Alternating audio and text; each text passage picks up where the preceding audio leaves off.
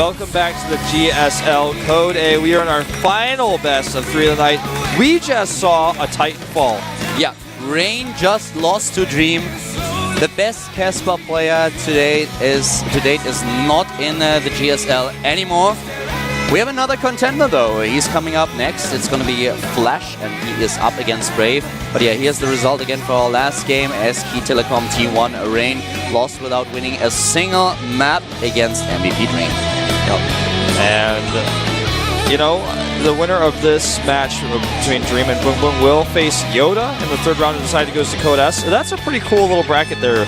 3 players I feel that are not top tier players, but they're definitely trying to be, and they're on their way there. So I like to see that. No matter what, one of those 3 is going to be in Code S next season. But Flash up against Brave, I want to say I think Flash will take this, but at the same time, Brave could have been doing something like Dream, who's kind of in the shadows, who's kind of relaxing. We haven't watched him that much, and suddenly he comes out with a crazy new strategy. Yeah, I'm a little bit disillusioned right now, to be honest with you. After Rain just lost to Dream, something that I didn't really expect, even though Dream definitely deserved it, don't get me wrong here. I feel Flash, I'm a little bit afraid for him, yeah. Just reading the names, I say, okay, Flash should take this. He did really well at MLG. You could see his series against 91, a lot of other Protoss players where he really played exceptionally well. But now he's up against Brave here at the GSL, and this is the most important round. If you lose in the first round, then you're out. We just saw it happen to Rain, and if Flash is not able to win this best of 3, then he is down in Code B too. Yeah, this is the danger days, man. This is the stressful round of 48 where no matter who loses, you are out, and it's always kind of a sad day for fans. There are so many matchups where you want both of the players to advance, but then you have to choose one, and only one can do it. Flash is actually not in the lobby, and Tomb Valley is our first map, and currently we're waiting still for Flash to join the lobby. Brave is already here, waiting for his opponent, and this is the last Terran versus Protoss of the day, and also our last match for this broadcast. Tomorrow then we'll have the GSTL, the semifinals Friday and Saturday. Be sure to tune in. That's going to be really exciting. And that's going to be some sick matches. Definitely make sure to tune in for those. And Flash now being invited into the lobby once again. Yeah. Pending. So probably doing something with a ruler or something like that in that booth over there. There he is, and he chooses red for his color. Very appropriate. Yes. You know, even though Flash is the favorite here, I would not be surprised if Brave has some really good strategies planned for him. Flash loves to go Command Center first. On bigger maps, I feel he's a little bit predictable that way. And sometimes I think his decision-making is questionable as far as the games I've seen from him so far. So he's definitely not immortal. He has weaknesses. He is a fast player. His mechanics are good, but he's not perfect yet. Yeah, he actually said in interviews that he feels really strong in StarCraft 2, but he thinks that it is still a long time since until he will reach the same level that he had in StarCraft 1. So he feels he has to learn the game a little bit more. He has to get more accustomed. He has to get to know the players a little bit better. And given time, he will get better and better. I'm definitely sure about it. Here we have his picture to the left. Brave, Jonas Hosa, Protoss to the right. Flash looking a little bit older these days, you know, I feel, in his pictures. He certainly doesn't get younger. Yeah, that's for sure.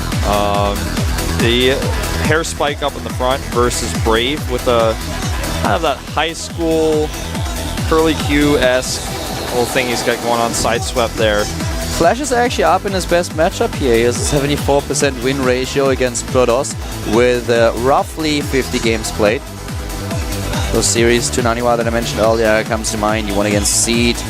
He was tied against Alicia at the MLG vs Pro League Invitational. Took down players like Alls, Grubby, and also one thing. So here we have him to the left. Once again, of course, everything is measured out to the T. Brave NS Hosa player on the right side. His face actually reminds me of OGS Top a little bit. Did you see that? Yeah, a little bit. But obviously very different, especially in the hairstyle. Now we are loading up in Toon Valley. Flash versus Brave. KT Rolster versus NS Hosa. At the GSL Code A. Flash versus Brave Terran versus Protoss. Brought to you by Calvin Wolf.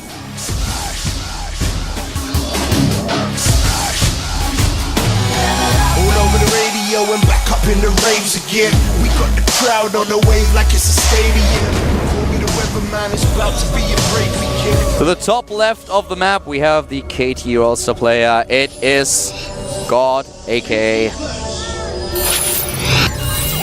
KT Flash. And he brought his fan club. The girl groupies. Yep, they are here to stay. Yeah, I'm not quite sure if you could pick that up on the microphones, but I think you probably heard it. Yeah, there's some guy groupies as well. And of course, the bottom left for the team, NS Hosa, an academy team here in Korea. He is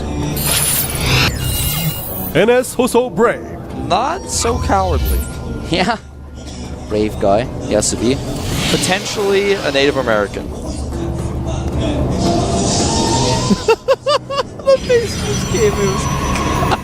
These are the puns that I just don't get because I'm not American. When I realized as I said it, I was like, he probably has no idea what I was saying, but he's probably just going to leave it alone. And then you gave him the space, and then, well, at this point, I guess I can explain that, you know, this term Native American also, there's a few words for this. One is Indian, Yeah. and the other is brave.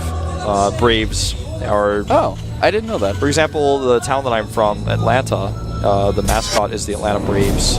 Ah, all right. Yeah, I had no idea. Maybe he just likes the Braves, I'm not sure. They're just some of the puns, you know, that you would just like, for me as a European, I have no clue what you're talking about. And when you're talking about the cereals that you ate when you were a kid, we just didn't have those. Yeah. So I'm like always like, okay. You guys didn't have Fruit Loops? Is that supposed to be funny?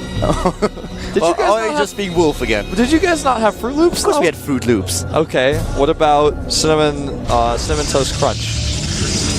I am not sure. I never had those because as a kid I really hated cinnamon. What about Pops? We probably have that under a different name. I don't know what it is. Ah, okay.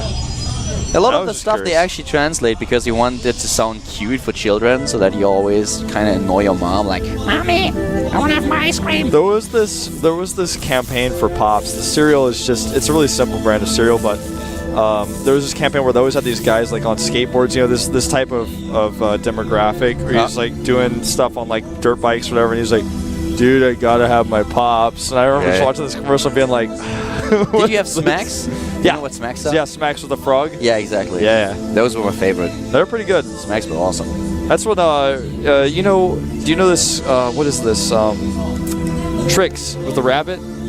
The Silly Rabbit Tricks are for kids. No, we didn't have the rabbit, I'm sorry. We had the frog, but not the rabbit.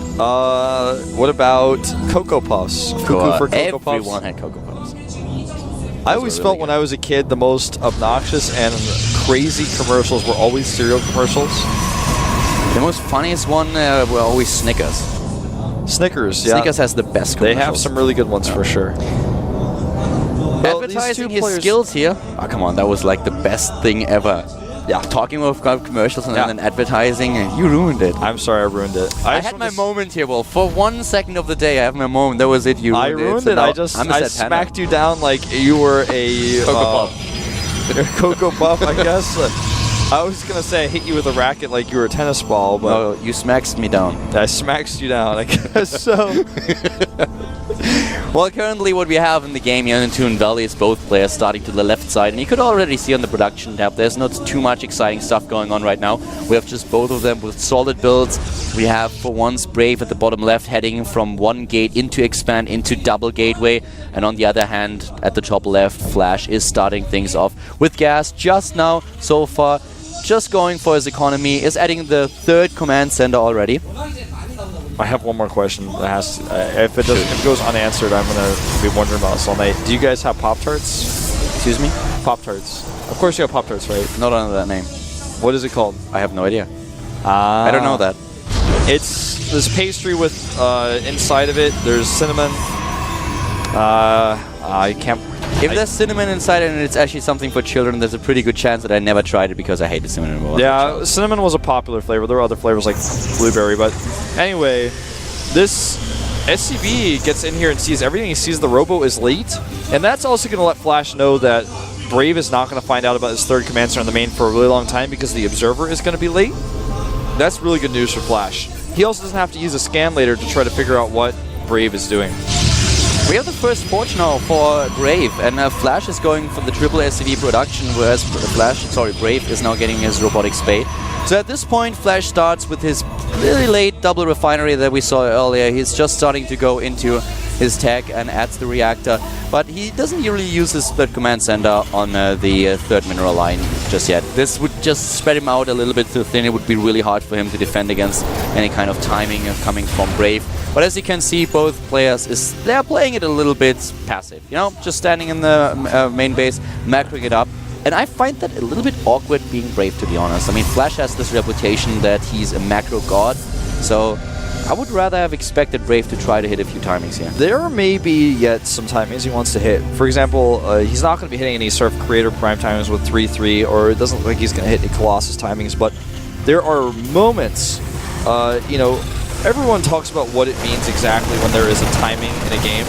But I feel like there are timing windows where you realize your opponent's composition is not proper because you may have an understanding of the game that's a little bit different. You've been playing the game a little bit longer and you realize, like, oh, wait a minute, he didn't realize he needed to have Vikings, and I see with my observer that he doesn't have the right composition, and you go in and attack. He may be hoping for something like that. He's getting Hallucination right now, and that is certainly unique. Yeah, that is really interesting now. This reminds me a little bit of WCS Global Finals, where we had this strategy played quite often. It was actually really interesting to see hallucinated. For example, we saw a couple of hallucinated in a PvZ though, hallucinated Colossi, and then the Zerg player reacting with a lot of Corruptors that were pretty much useless. Yeah. But yeah, it's.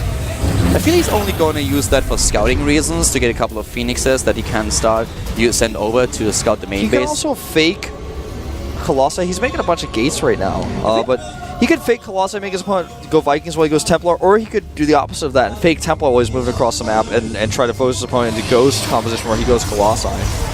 Twilight Council now also coming up for him, third base ready for Brave. Is he going to use Hallucination in this attack? It would be awesome. Very few people make this work. It's, you know, once you try it a few times, like I was doing this in the beta of Wings of Liberty, then you realize that it's not as good as you might think, but it can have its place, and we'll see what he's going to do with this. There it is. Hallucinates the Colossus. Hallucinates the Colossus. His army is way too small, though. This is not going to work. It shouldn't work. Now he's trapped. The first hallucination... Well, actually, there are force fields, so he can take down this third base. He has to lift, and that's exactly what Flash does. Yeah, but Flash is going for the counterattack now, and this is very scary for Brave. Brave has to make a tough choice now. He's going to go home. He's not going to try to race. He saw that, right? Yeah, he now sees it with the Observer and immediately starts to head home. Flash is splitting his army. Another hallucinated Colossus. There's the army, and here we go. He goes for the fake Colossus first, now goes for the real one, and I have to say that it ended up being pretty useful. Yeah, Flash takes down a few units, but he's losing the Vikings now. That was actually really useful. I don't think I've ever seen someone try to do this quite like that, where they poke so that they have a 50-50 chance their opponent goes for the wrong Colossus when they fight. I feel that's a little bit of a tribute to what we saw at WCS Global Finals player, just checking out these VODs and being like, yeah, that's actually quite useful. I can use it to scout and just hallucinate a Phoenix, and of course with a good attack, timing attack, I can just go for a couple of hallucinated Colossi and have a good chance that my opponent is trying to target them down instead of the real ones. Yeah, that was certainly cool. Well practiced. Brave now takes supply lead. He's got his third base up. He forced Flash to lift for a little while. And now he's ahead in upgrades as well, getting +2 armor coming out now. We are killing the rocks to make it a little bit easier to defend here, but Flash might actually produce too many Vikings now. Did he realize that there were hallucinations? He should have, but did he? I mean, you know, sometimes you just target fire with one unit composition and you focus on something else. Flash is even building the second starport now. He is scared out of his mind. He wants to get more and more Vikings, and guess what? Brave is not building a single Colossus. He's going straight into Storm. When he killed the Colossus, he must have if he paid attention, if he looked at it very closely, he may have been doing something else at the moment it died. Yeah. He would have seen that it exploded into thin air rather than actually dying in front of him, so he would have known it was fake. Yeah, into blue, puffy mist. Yeah, and he must not have noticed that, because now he's going for this big attack. But Storm isn't ready. Yeah, it's about to be, though. This is getting pretty tense. That Warp Prism is so vulnerable to the Vikings as well. He's trying to hide his High Templar in. Flash has only 2 Medivacs, and he must have realized by now that there's only 1 Colossus. This is a huge tell. This scan was all that he needed. Now he starts his Medivac production again. Luckily, he has that Observer. He's trying to go in and get that Warp Prism. That would have been so awesome for him. Yeah, if he had not seen the Vikings, he would have definitely lost that Warp Prism. So Flash stopped the Viking production as soon as he realized that there's only one Colossus. He gets another base now, and +2/+2 are also on his way. He doesn't really miss a lot here. He needs a Ghost Academy, I feel, soon, though. Yeah, he definitely does. Those Zealots not doing a lot. Flash is ready with his wall. Yeah, and he's actually going to lose all the Zealots without really doing anything done. There's the Warp Prism. Wow. There was the Warp Prism. Yeah. There's the all Warp the remnants. Prism. Where? Exactly. Exactly. That went well for Flash. That went really well for him. Yeah. And you can see how the tide suddenly turned. Brave is down to 170 supply against 200. Flash is already maxed out. Uh-oh, this is not an engagement I would want to take. Losing those Templar really makes it tough. Yeah, he warps in more units at the top right. Brave, that is. Flash didn't start +3/+3 yet. Those Zealots were already spotted by the Marine. They were like, we got him, right? Oh, wait, no, not quite. Yeah, but they are not going to do too much about it. Flash starts the third attack upgrade and the armor upgrade. Brave throwing away some units. Just a little bit of a donation here. Yeah, I mean, we talked about this last week. It may have actually been when I was soul casting, I'm not sure, but... No, we talked about... You mean the Zealots run Yeah, bys? the Zealot run-bys that are just not smart. I mean, there was no reason to believe that those depots were just magically not going to be there anymore, or that the army was just going to let them get in there. That was a bit strange what we just saw. You got to be careful you throw too many resources into that. So many command centers being built for Flash and also the Ghost Academy. This is really a good position for him. He can force a cancel on the fourth base while taking his own fourth. He's going to want to cancel this. He's got about half a second left. He says no. Wow, I did not expect He even him to selected it at the finish. last second. I think that may have been a mistake, but the Nexus is gone and Flash in a good spot, but the flank on the Templar damages a lot of units here. Ooh la la, that was a nice storm, and the second one is good too. The Colossi lead the charge now, and a good storm goes down again. Not the best one, but it does push them forward. Most of the Vikings are gone. There's so many storms. Wow. Flash is dropping in supply. Brave is really chasing him away. Imagine this situation with Ghost rather than those Vikings that were dead weight. That's how the battle changes. And he was even down in upgrades against Flash in that fight. It was 2-2 versus 2-1. Look at the money that Flash has. He doesn't have the production to get his resources down. Yeah. He needs a little bit more. Yeah, his production cycles are not bad, but still he needs more barracks, I feel. Yeah, a lot of his units very low on hit points right now. Especially, well, he has seven medivacs. He's going for the Viking production again, and there are these barracks that are talked about. I broke the screen again. Yeah, Will broke his screen again, but Brave is about to break Flash's fourth base. These High Templars are really giving him a hard time. This is still a result of the early hallucination that we saw. Yeah. Well, the warping of Zealots here makes a lot of sense. He wants to finish Flash off. He's way ahead in supply, and this is not a choke point. Flash can engage, and he's got to get to the other side of it, and he does. That was a close call. The supply depots are nearly gone, and now we have Flash trying to take down this army, at least forcing them away. There are no High Templars with enough energy to storm again, but now a few others are getting close. Oh, wow.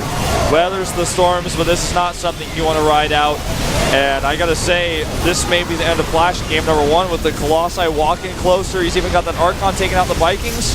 He Flash will survive, but he's lost so much. Yeah, Flash is a god, but Brave is an unbeliever. He's an atheist here. He doesn't care. Yeah, he says that enough is enough. I don't know what all this worship is about. I'm going to take him out here. Well, but still, the Colossus dies, and suddenly there's not a lot of area of effect damage for Brave. He has to be quite careful, especially with all these marauders around. If that pylon finishes, there's about to be a ton more Zealots right in the front lines. Blink is almost done as well, so he can chase a little bit better. Yeah, but if he's caught in an awkward position here, that might still work out in Flash's favor. He's definitely behind, but maybe he can make this work. The upgrades are definitely in Flash's favor still. Yeah, but that's the only thing. I mean, maybe, but... See, here's the Warp and the Zealots, though, and 3-3 is about to finish for Brave. That's going to seal the deal, I feel. He also has a fourth base. Yep. Brave just has much more stamina here than Flash. Flash's economy is now shot. Even though he's got these extra orbitals, they're not useful. Without the third base, you just don't have enough to make this work. Army supply, you can see it here once again. Flash is behind. He has the better upgrades. He always kind of makes this work. But if this continues for any time longer, then Brave will just have too much because he still has weapons. Brave is consistently fighting in the worst possible place for him to fight at all, and he's also doing it with using force fields that are helping Flash out, so he's got to be careful about that. It's time to drop the Mule Hammer, Wolf. Yeah, he needs to get those mules down so he can try to manhandle up another army. He's got 7 mules on the map right now. That's exactly what he needs. He needs a better income. He needs to get his production going once again. Does he have enough to answer for the Colossi, though? That's the issue. He's making 4 Vikings at a time, but the Colossus count is getting really up there. These Zealots, where are they going? He needs to have them fight with the rest of his army. Why is he on move command there? Flash getting a good trade, but in the end, it's still not up. There's no Vikings here. There is so much for Brave. Flash is trying to run away to zone him out, to just draw him away from his main base. But now the Manivacs are going to die, and this is Flash's lifeline. Yeah. The Marauder count here is, even though it's high, it's a mostly Marauder army. These Zealots are heavily upgraded. They really start to do a number on Flash. He's still trying to make this happen, but without Vikings, he only has 3. That's not going to be enough, especially with all those Stalkers around. The Storms as well. And his Hosa coach with his arms folded over here, but he's smiling. He can actually hardly contain himself. Yeah, that smirk, it tells the tale. And now with this choke point, bio units are not going to cut it. GG. Oh, wow. Rain has fallen and Flash is down again. Yep. These Casper players are having problems today. Certainly so. Flash not looking bad in this game, but I feel like he overmade Vikings, got a little bit tricked, and then he took some poor engagements. Those Storms were really, really good. And this Colossus is definitely happy here, and oh my god, Flash. Man, when I saw him standing over there, he actually he was standing right to our left, and he was actually shaking with joy. I could see it in his face. But Flash is not a player to get discouraged or to get nervous. He has been in that booth so many times.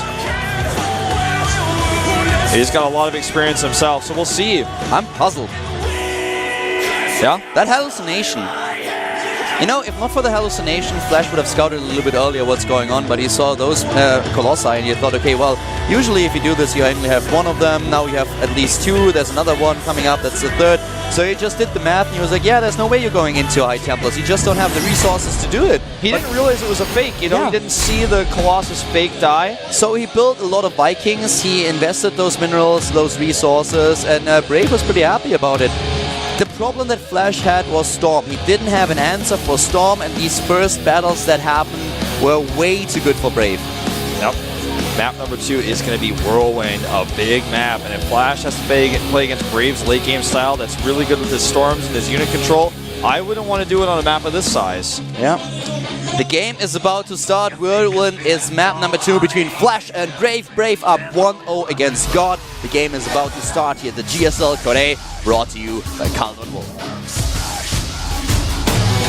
All over the radio and back up in the raves again. We got the crowd.